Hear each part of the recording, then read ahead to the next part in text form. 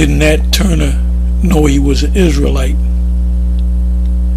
Giving all praises to YAHAWAH, SHAM, YAHAWASHI, QADASH. And this is an article. I'll leave the link in the description box. This is from the Baltimore Sun. And this article was written back in 1994, entitled "A Tall Tale of Nat Turner and the Jews." So I'm going to read the second paragraph of this article. You can read the whole story or the entire article, and you can do some more research on Nat Turner.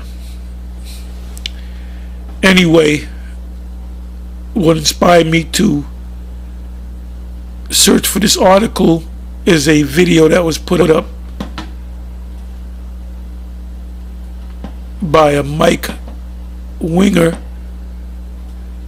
so-called pastor, invited the infamous Vocab Malone on his show, which was put up about a month ago.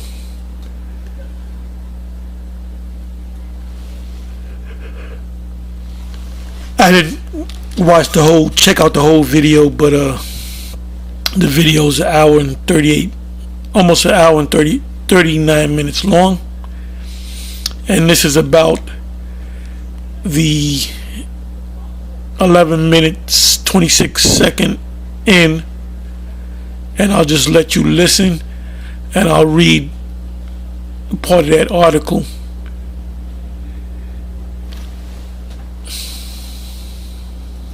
It's a suburb of Chicago. So, on that note, real quick, just, okay, overall, there's lots of, and this is what I've learned from watching your content here, you talk about this, there's tons of different groups, and they're not, sometimes...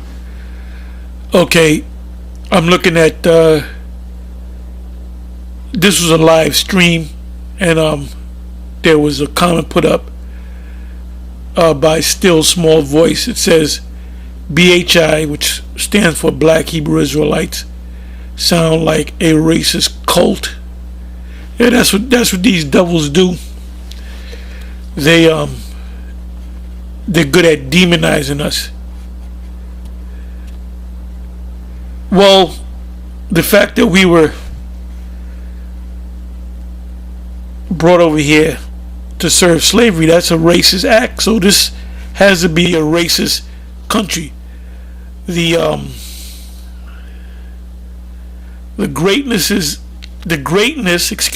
this country, and the riches, what made this country rich, is an act of hatred and racism by so-called white people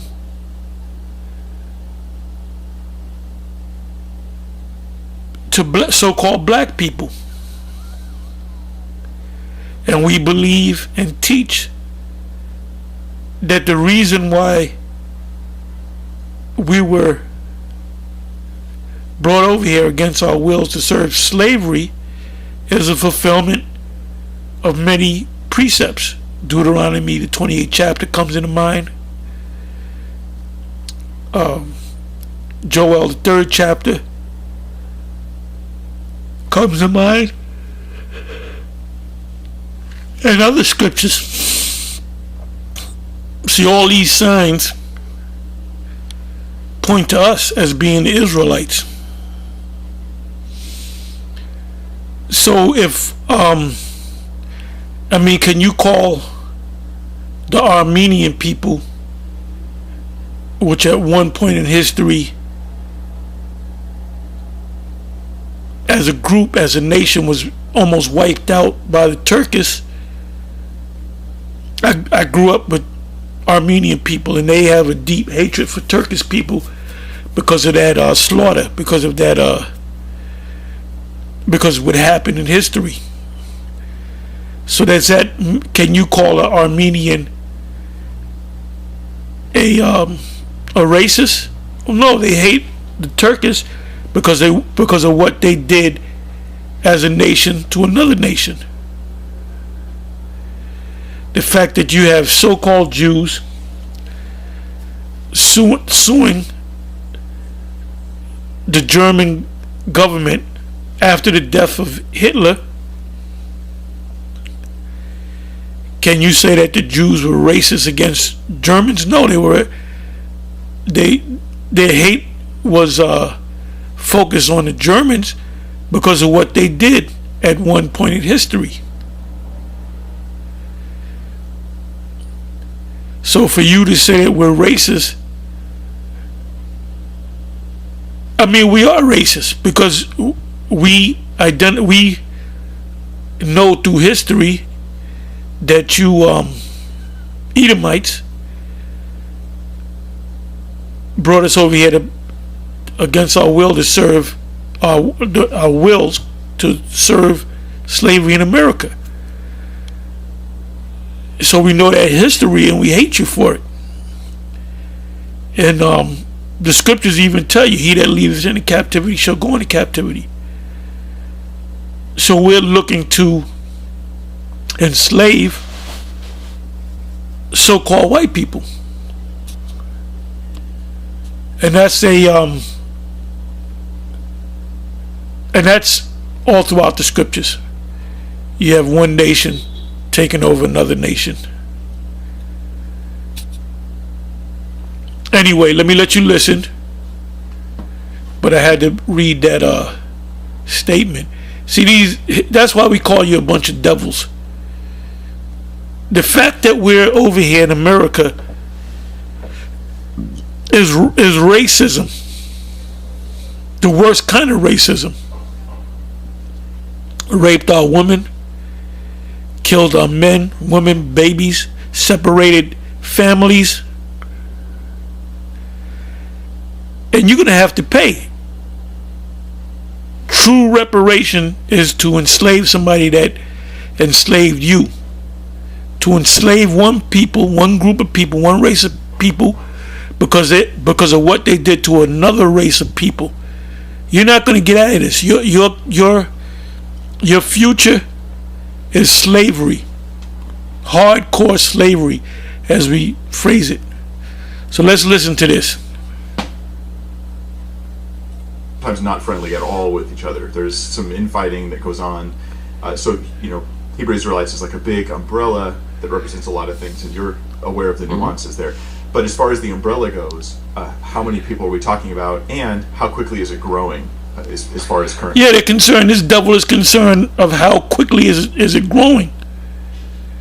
I'm like China. At one time, America didn't take China seriously.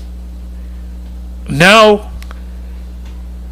they look at China with a serious eye. Why? Because China is growing as a people. There's over 1 billion Chinese in China. Now, how many Chinese are scattered throughout the world? And economically, as far as manufacturing is concerned, as far as exporting goods around the world, China is number one. So there's a concern as to how big economically, militarily, are they going to grow. They're concerned that, hey, we treated the Chinese like shit. And they're growing economically and militarily. And in their mind, they want to destroy the so-called white man. So that's why this devil here said what he said. He said, and more importantly, how much are they grow? You have a group of people that's raised up to take over the world. You become concerned about it. Let's listen to this devil again. Don't see on the street. An example of that group would be Israel of God, which Mike has a 6 be done. And this is fascinating. Lifeway Research recently, Mike, they did a research on Black Americans' views on Israel. I'm sorry, I went past it. Let me bring back. Be done. And this is fact. As far as currently, that there's some infighting that goes on. So you know, yeah, that's what they want, infighting. Hey, we ain't fighting each other. We might talk against each other, but we ain't fighting each other. And ultimately, all Israel they're gonna come together as a nation in the kingdom in love. Hebrew Israelites is like a big umbrella that represents a lot of things, and you're aware of the nuances there. But as far as the umbrella goes, how many people are we talking about, and how quickly is it growing? Yeah, when a general goes to attack a place, another country, the scriptures say count the cost. Whether you need 100 men or 10,000 men, you have to know what the number of men in that and your enemy's military. If you have 1,000 men and you realize that you went up against another nation and there's a 1,000,000-man army, that's it. That's what this devil is concerned about. Let's listen to that again. Let's listen to this devil again. You know, particularly I think the place is called Riverdale, but it's a suburb of Chicago. So on that note, real quick, just overall, there's lots of, and this is what I've learned from watching your content here, and you talk about this, there's tons of different groups, and they're not... He said tons. He said there's tons of different groups. And this is, and they identify with, or should identify with, the fact that that's the fulfillment of Ezekiel, the 37th chapter. It speaks about the heathens being under great fear. That's also in Revelation 11 chapter. Sometimes not friendly at all with each other. There's some infighting that goes on. So you know, Hebrew Israelites is like a big umbrella that represents a lot of things, and you're aware of the nuances there. But as far as the umbrella goes, how many people are we talking about, and how quickly is it growing as far as currently? I gotta say it again. He says, how quickly are they growing? Is this group growing? And he's concerned about that. Because if we're teaching that ultimately you're going to go into slavery, in the back of his mind he's saying, what if they're right? That's what this devil's saying. That's what's fascinating. I'm actually going to...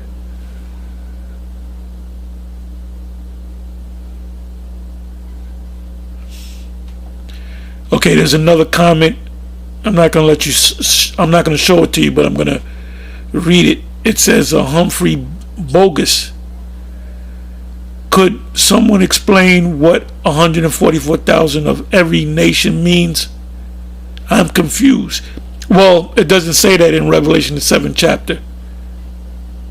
It says 144,000 out of the 12 tribes of the sons of Israel, or the children of Israel. Mention the tribe of Judah, the tribe of Gad, the tribe of Ephraim, or actually Joseph, which is the tribe of Ephraim. So that's referring to Israelites. See, another thing that these Christians have to do is learn how to read. Let's listen on. Read something here briefly from a little article that was recently done. And this is fascinating. Lifeway Research recently, Mike, they did a research on Black Americans' views on Israel. And listen to an excerpt that summarizes the findings, okay?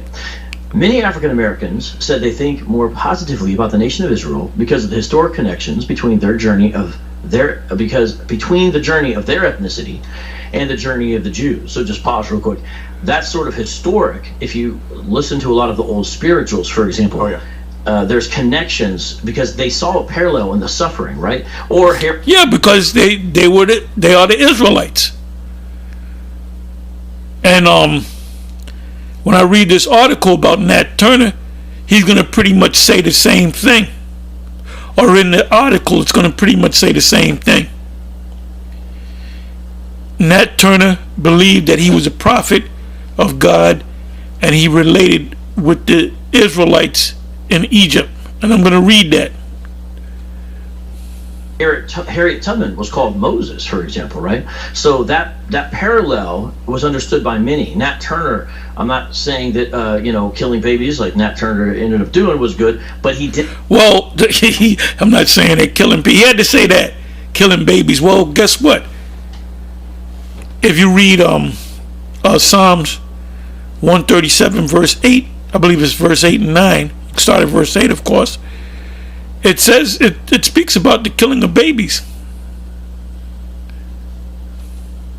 Did understand a parallel between Israelites and Black Americans' plight, right? And I wouldn't disagree with that part. Now, the Hebrew Israelites try to claim that he actually taught they were Israelites. That's not true. But see how that's how the devil operates. Let me let you. Then he says that's not true because vocab said that's not true. Let's listen again.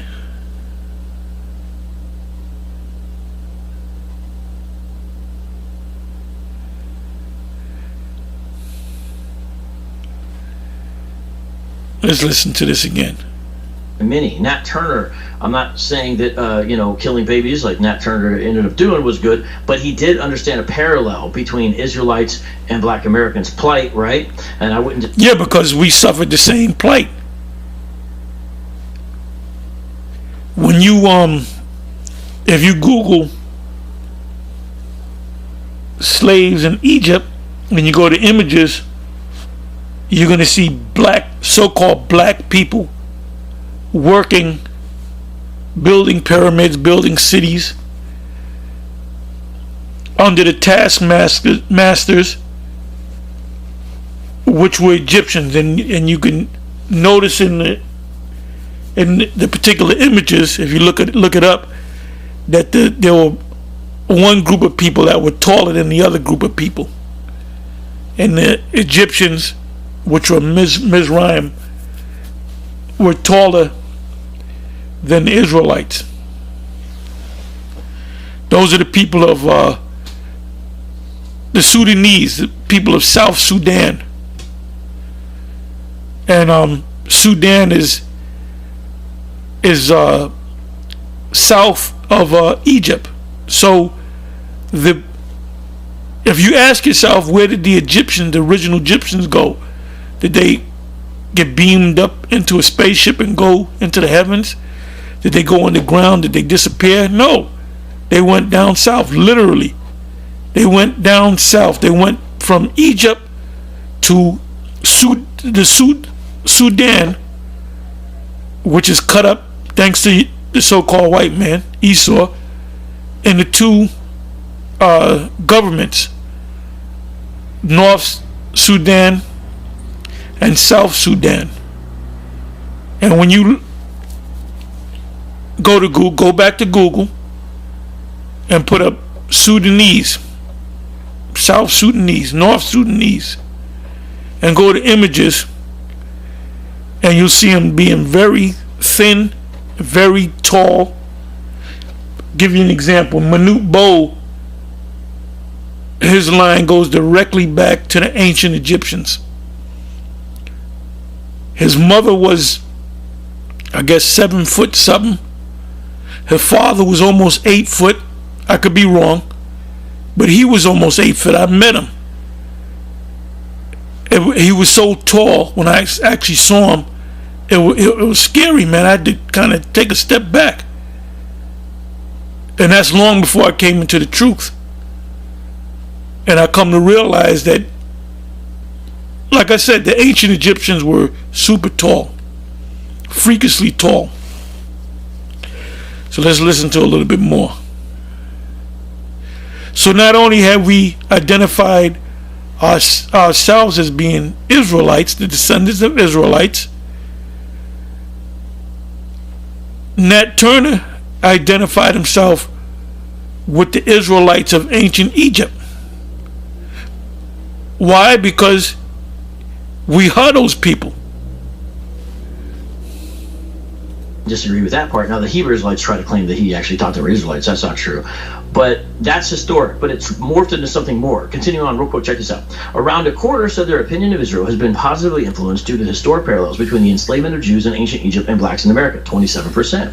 And due to the similarities between the two groups overcoming oppression, Jewish people in pursuing the promised land and African Americans pursuing civil rights. Yeah, those Jewish people that were looking to go to the promised land were so-called black people. Go back to Google, put in Israelites enslaved or captives under the Egyptians, the ancient Egyptians. You hit images, you're going to see black people which are shorter than another group of black people building things. So we are those people. 26%. Interestingly, most respondents to the survey, 62%, said they were not familiar with the teachings of black Hebrew Israelites. So they actually asked them this in this Lifeway research, which is a big deal. So 62% didn't even hear about it. A group that contends that black Americans are physical descendants of the ancient Israelites. Very few, 4%, considered themselves to be a black Hebrew Israelite. Now, 4% may not sound like much. So people are like, we don't got to worry about these guys. Ladies and gentlemen, 4% of black America is 1.5 million people. If you do the numbers, depending on how you count it, because there's these issues of how do you count so-called biracial people, and there's these questions about who counts, but it's about 1.5 million people who self-identify in some way as a Hebrew Israelite. Now, does that mean there's 1.5 million people ready to go stand out on your local metropolitan street corner on a Saturday and yell at you for 4 hours? No. But that certainly is part of an aspect, probably the most visible part of Hebrew Israelism if you live in a city. And this cracker, you got to watch this video, Mike Winger, the religious belief of the black Hebrew Israelites with vocab Malone. If I remember, I'll put it in the description box. You can see this, the old saying, he's getting hot under the collar, he's sweating, and he's getting nervous. And you got vocab, he's saying, well, 4% doesn't seem like a big number, but you know, when you put the numbers together, when you do the math, there's 1.4 million people that know that they're Israelites. So this devil on the right of your screen, he's saying, I hope these people don't wake up, man. Because when we do wake up as a whole, that's when they go down. Let me tell you something. These devils, they're not sleeping too good. Let's listen to a little bit more, then I'll go into the article. And we know all the scriptures that come to mind. Isaiah chapter 14, verse 1 and 2. It clearly says that we shall make them captives whose captives we were. Joel, the 3rd chapter I mentioned. Deuteronomy 30, verse 7. So there's many Revelation, Joel 3, I think I mentioned that.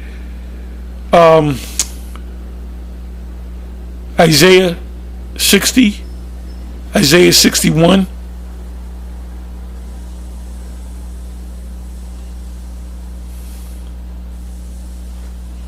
So let's listen on.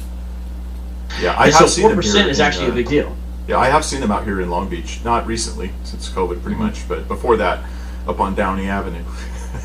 and you can, I look and I'm like, those are Jehovah's Witnesses, those are Mormons, those are Hebrew Israelites. Like, you could just tell.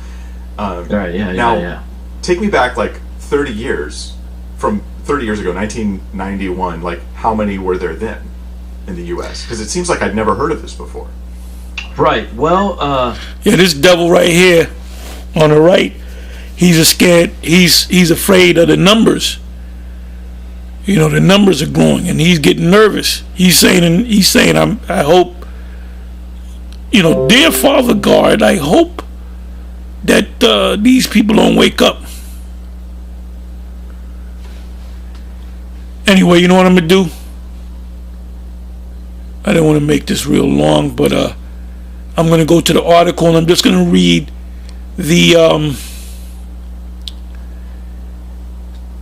second paragraph of this article, A Tall Tale of Nat Turner and the Jews. It says, for Turner, whose inquisitive mind taught him to read and immersed him deeply in the Bible. Now, let's get one thing straight before we go on. It was against the law for a Negro to learn to know how to read and write, and it was definitely against the law to read the Bible. From what I heard from various accounts, that if you were caught reading the Bible, you were put to death. If you were caught reading, you were hung and whipped. If you were caught reading the Bible, you were put to death.